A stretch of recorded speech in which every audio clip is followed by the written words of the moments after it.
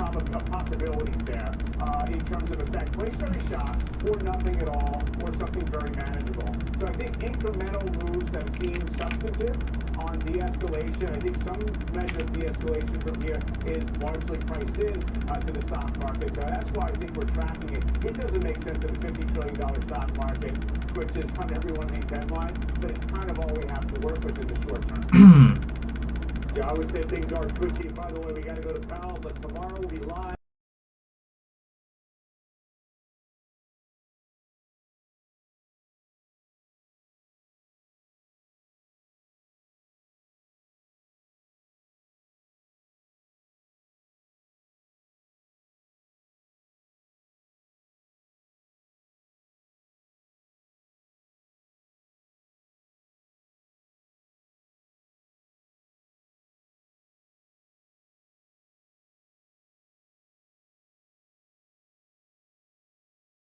In the short term. Yeah, I would say things.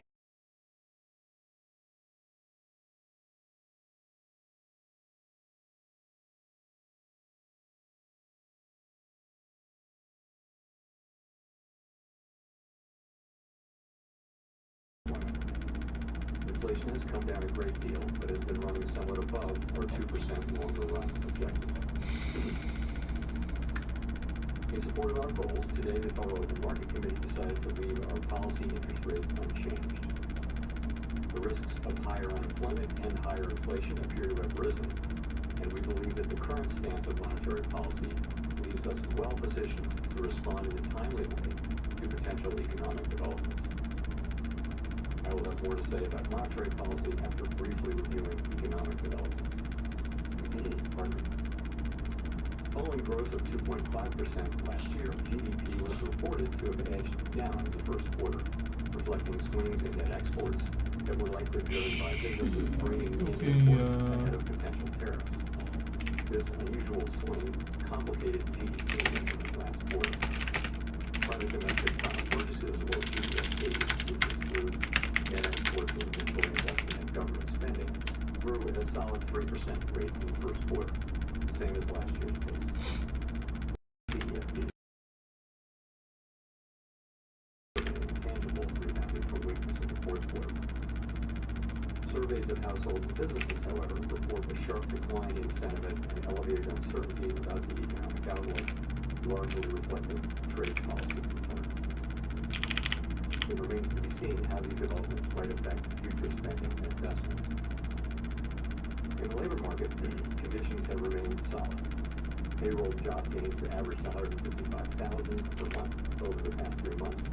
The unemployment rate at 4.2% remains low and has stayed in a narrow range for the past year. Wage growth has continued to moderate while still outpacing inflation. Overall, a wide set of indicators suggest that conditions in the labor market are broadly in balance and consistent with maximum employment. The labor market is not a source of significant inflationary pressures. Inflation has eased significantly from its highs in mid-2022, but remains somewhat elevated relative to our 2%. In the labor market, remained solid. Payroll job gains averaged 155,000 per month over the past 3 months in a narrow range. Wage growth has continued to moderate while still outpacing inflation. Overall, a wide set of indicators suggest that conditions in the labor market are broadly in balance and consistent with maximum employment. The labor market is not a source of significant inflationary pressures. Inflation has eased significantly from its highs in mid-2022, but remains somewhat elevated relative to our 2% longer run goal.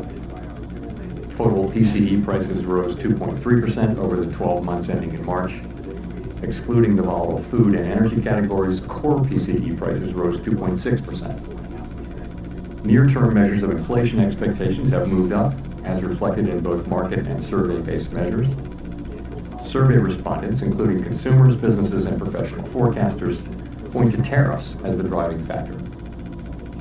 Beyond the next year or so, however, most measures of longer-term expectations remain consistent with our 2% inflation goal. Our monetary policy actions are guided by our dual mandate to promote maximum employment and stable prices for the American people. At today's meeting, the committee decided to maintain the target range for the federal funds rate at 4.25% to 4.5% and to continue reducing the size of the balance sheet. The new administration is in the process of implementing substantial policy changes in 4 distinct areas: trade, immigration, fiscal policy, and regulation. The tariff increases announced so far have been significantly larger than anticipated. All of these policies are still evolving, however, and their effects on the economy remain highly uncertain. As economic conditions evolve, we'll continue to determine the appropriate stance of monetary policy based on the incoming data, the outlook, and the balance of risks. If the large increases in tariffs that have been announced are sustained, they're likely to generate a rise in inflation, a slowdown in economic growth, and an increase in unemployment. The effects on inflation could be short-lived, reflecting a one-time shift in the price level. It is also possible that the inflationary effects could instead be more persistent. Avoiding that outcome will depend on the size of the tariff effects, on how long it takes for them to pass through fully into prices, and ultimately on keeping longer-term inflation expectations well anchored. Our obligation is to keep longer-term inflation expectations well anchored and to prevent a one-time increase in the price level from becoming an ongoing inflation problem. As we act to meet that obligation, we'll balance our maximum employment and price stability mandates, keeping in mind that without price stability, we cannot achieve the long periods of strong labor market conditions that benefit all Americans. We may find ourselves in the challenging scenario in which our dual mandate goals are in tension. If that were to occur, we would consider how far the economy is from each goal and the potentially different time horizons over which those respective gaps would be anticipated to close. For the time being, we're well positioned to wait for greater clarity before considering any adjustments to our policy stance. At this meeting, the committee continued its discussions as part of our 5-year review of our monetary policy framework. We focused on inflation dynamics and the implications for our monetary policy strategy. Success in delivering on these goals matters to all Americans. We understand that our actions affect communities, families, and businesses across the country. Everything we do is in service to our public mission. We get the federal do everything we can to achieve our maximum employment and price stability. Thank you. I look forward to your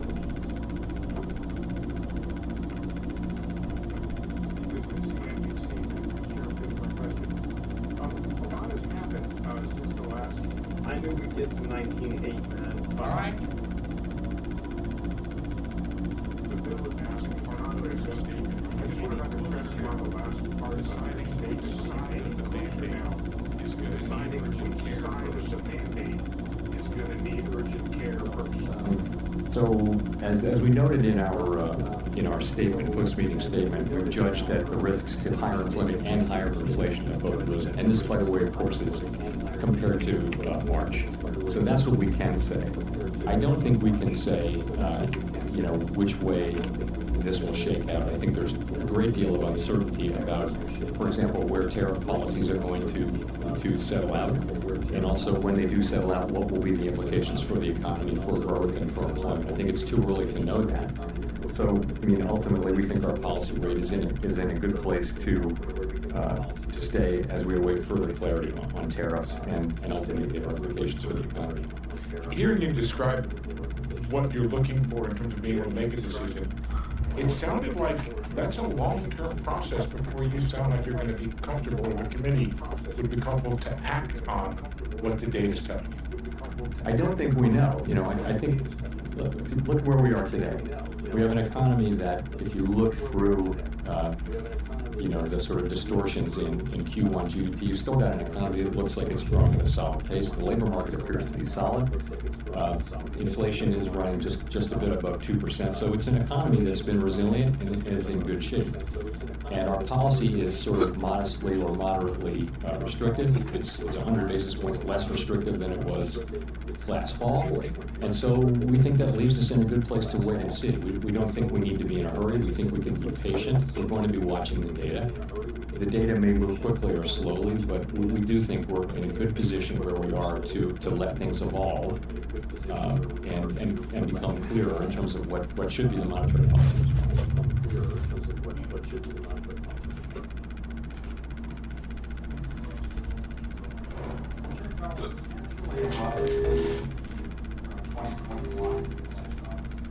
There are some who argue that the current situation has notable differences. Energy costs are down, housing imbalances look nothing like they did 4 years ago, labor demand appears to be gradually cooling with wage growth running below 4%.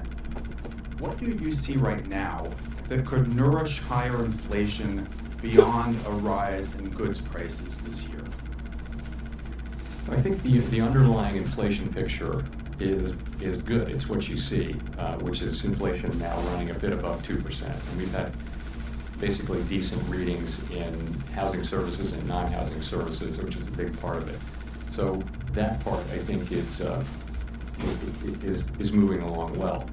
But there's just so much that we don't know. I think, and we're in a good position to wait and see, is the thing. We don't have to be in a hurry. The economy has been resilient, is doing fairly well. Our policy is well positioned. The costs of waiting to see further are fairly low, we think. So that's what we're doing. And we'll see.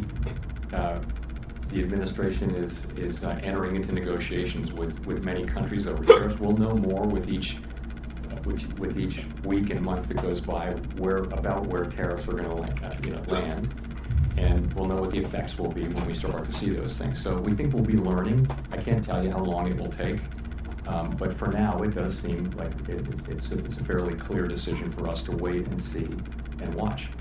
So when you say that you don't need to be in a hurry, does that mean that could the outlook change in such a way that a change in your stance could be warranted as soon as your next meeting? As I said, we are comfortable with our policy stance. We think we're in the right place to wait and see how things evolve. We don't feel like we need to be in a hurry. We feel like it's appropriate to be patient. And when things develop, of course, we have a record of we can move quickly when that's appropriate. But we think right now the appropriate thing to do is to wait and see how things evolve. There's so much uncertainty. You talk to businesses or market participants or forecasters, everyone is just waiting to see how developments play out, and then we'll be able to make a better assessment of what the appropriate path for monetary policy is.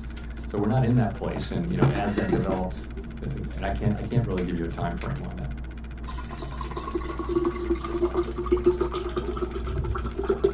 Janelle Marte with Bloomberg. So many economists have been pricing in higher odds of a recession, and several are noting that it is more difficult for the Fed to cut rates preemptively given the higher risks for higher inflation.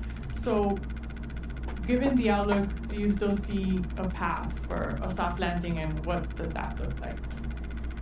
Well, let me say,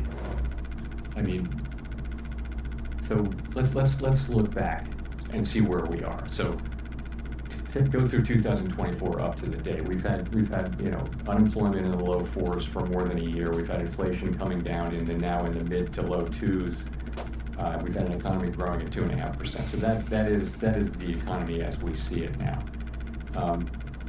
What looks likely, given the scope and scale of the tariffs, is that we will see certainly the risks to higher inflation, higher unemployment have increased. And if that's what we do see, if the tariffs are ultimately put in place at those levels, which we don't know, then we won't see further progress toward our goals. But we might see a delay in that. I think in our thinking we never do anything but keep achieving those goals. But we would, at least for the next, let's say, year, we would not be making progress toward those goals. Again, if that's the way the tariffs shake out. The thing is, we don't know that. There's so much uncertainty about the scale, scope, timing, and persistence of the tariffs. So that's that. In terms of preemption, I think you can look back at the 2019 cuts as preemptive. I wouldn't say that what we did last fall was at all preemptive. If anything, it was a little late. But 2019, we did cut 3 times, but the situation was you had a weakening economy and you had inflation at 1.6%. So that's a situation where you can move preemptively. Now we have inflation running above target. It has been above target for 4 years. It's not so far above target now, and we have an expectation, conditional on what happens, that we'll see upward pressure on inflation. If you look at where forecasters are, they're all forecasting an increase in inflation. So it makes it, and then we've also got forecasts of weakening in the economy, and some have recession forecasts. We don't publish a forecast about that. We don't publish a forecast that assesses how likely a recession is. But in any case, it's not a situation where we can be preemptive, because we actually don't know what the right response to the data will be until we see more data.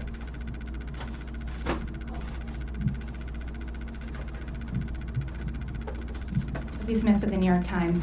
How much weakness does the committee need to see, though, in the labor market and the economy more broadly to lower interest rates again? Is it about a certain increase in the unemployment rate over a period of time, or perhaps a certain number of negative monthly job reports? I mean, how are you making that assessment? So first of all, we don't see that yet, right? We have 4.2% unemployment, good participation, wages behaving very well. Participation, I mentioned, at a good level. So, with the labor market, we would look at the totality of the data. We'd look at the level of the unemployment rate. We'd look at the speed with which it's changing. We would look at the whole huge array of labor market data to get a sense of whether conditions are really deteriorating or not. And at the same time, we'd be looking at the other side of the mandate. We could be in a position of having to balance those two things, which is, of course, a very difficult balancing judgment that we have to make. On that point about balancing, I mean, you've mentioned that the committee would consider how far the economy is from each goal and the time it would take to kind of get back to that point. But what does that mean in practice? I mean, how much of that assessment would be rooted in a forecast versus data dependence? It would be a combination of the two. I mean, let's just say this would be a complicated and challenging judgment that we would have to make. We're not in this situation, but the situation is if the two goals are in tension. So let's say that unemployment is moving up in an uncomfortable way, and so is inflation. And not the situation we're in, hypothetically, but we would look at how far they are from the goals, how far they're expected to be from the goals, what's the expected time to get back to their goals. We'd look at all of those things and make a difficult judgment, and that's in our framework. It's always been in our thinking. We haven't faced that question in a very long time. So again, difficult judgment to make, and not one that we face today, and we may never face it, but we have to be keeping it in our thinking now. Thank you, Edward Lawrence with Fox Business. So we had the CPI report that came out that showed month over month the first decrease in inflation in about 3 years. The jobs report, you said, solid, that we saw. At the same time, we have those new tariffs that we're living under. So given this, should the Federal Reserve be cutting rates at all this year? It's going to depend. I think you have to just take a step back and realize this is why we are where we are. We're going to need to see how this evolves. There are cases in which it would be appropriate for us to cut rates this year. There are cases in which it wouldn't. And we just don't know. Until we know more about how this is going to settle out and what the economic implications are for employment, for inflation, I couldn't confidently say that I know what the appropriate path will be. So following on that, so then how does President Trump calling on you personally, as well as the Federal Reserve, to make rate cuts affect your decision today and affect your job difficulty? It doesn't affect our doing our job at all. So we're always going to do the same thing, which is we're going to use our tools to foster maximum employment and price stability for the benefit of the American people. We're always going to consider only the economic data, the outlook, the balance of risks, and that's it. That's all we're going to consider. So it really doesn't affect either our job or the way we do it.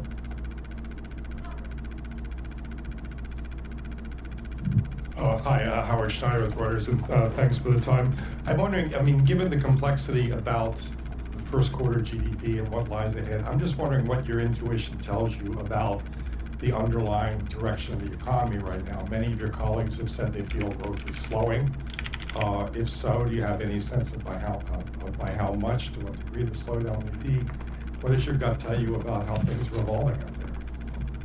My gut tells me that uncertainty about the path of the economy is extremely elevated, and that the downside risks have increased.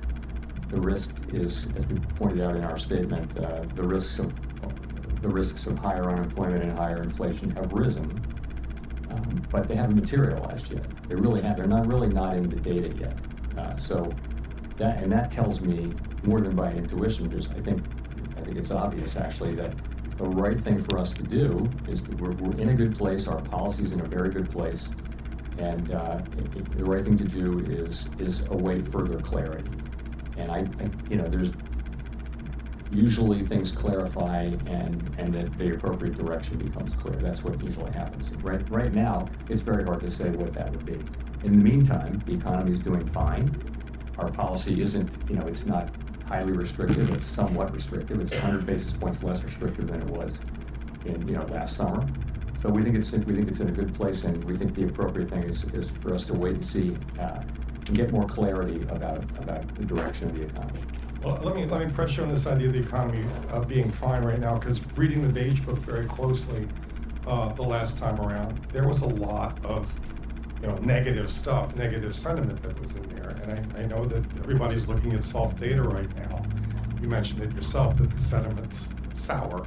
But the Beige Book was talking about the beginnings of layoffs in some industries, prices rising in some places, and an awful lot of investment decisions being pushed to the sideline. Doesn't that point to a slowdown? It may well. It just hasn't shown up yet. And we all look at all these sentiment and read many individual comments just to get a better feel. And businesses and households very broadly are concerned and postponing economic decisions of various kinds. And yes, if that continues and nothing happens to sort of alleviate those concerns, then you would expect that to begin to show up in economic data. It wouldn't maybe show up overnight, but it would show up over weeks and months. And that may be what happens, but it hasn't happened yet. And also there are things that can happen that will change that narrative. I mean, they haven't happened, but it's possible to imagine things that, but in the meantime, yes, we're watching it extremely carefully like everyone is, but don't see really much evidence of it in the actual economic data yet.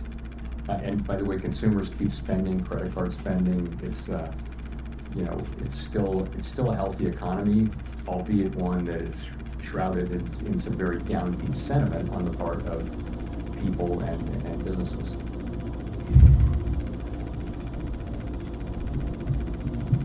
Michael McKee from Bloomberg Radio and Television. The Fed's been criticized recently by a former governor for what he calls mission creep. You take on more problems, use more tools, and then end up building tools to deal with the fallout of those tools, which then makes it a given that you will act more aggressively in the future. Is that a fair critique, and is that something you would be looking at in your framework review? Sorry, say the critique again. That the Fed has been involved in gets involved in using too many new tools to... Well, I mean, there are a couple, that's not really beyond the confines of our mandate. Look, I would say this, we did things, essentially we're on an emergency footing for a couple of years in the pandemic, and it's very fair and very welcome for people to look back over what we did and say, hey, you could have done this better and different.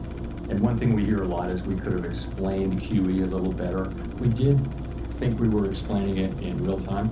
I completely accept the thought that we could have explained it better. There's a lot of thinking that we went on too long with QE. I can tell you that the reason we did was we were concerned that we didn't want a sharp tightening in financial conditions at a time when we thought the economy was still. All right, so we got the initial move up. That long that I was in earlier, yeah, it would have paid very nicely. Got out for break even there. Haven't yet taken another trade here. So we had the move up. Like I said, we were going to get a manipulative move, and I want to see if we can fade that move back down. But I need to be sure that this is the extent of the move up, and I don't know if we could tap that high after 2 p.m. there first.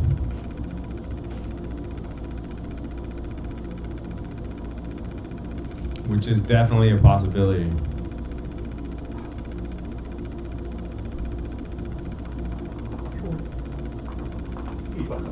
So I'm looking to see if after taking that 230 low, which was the data low, I don't know if we have enough to get up there.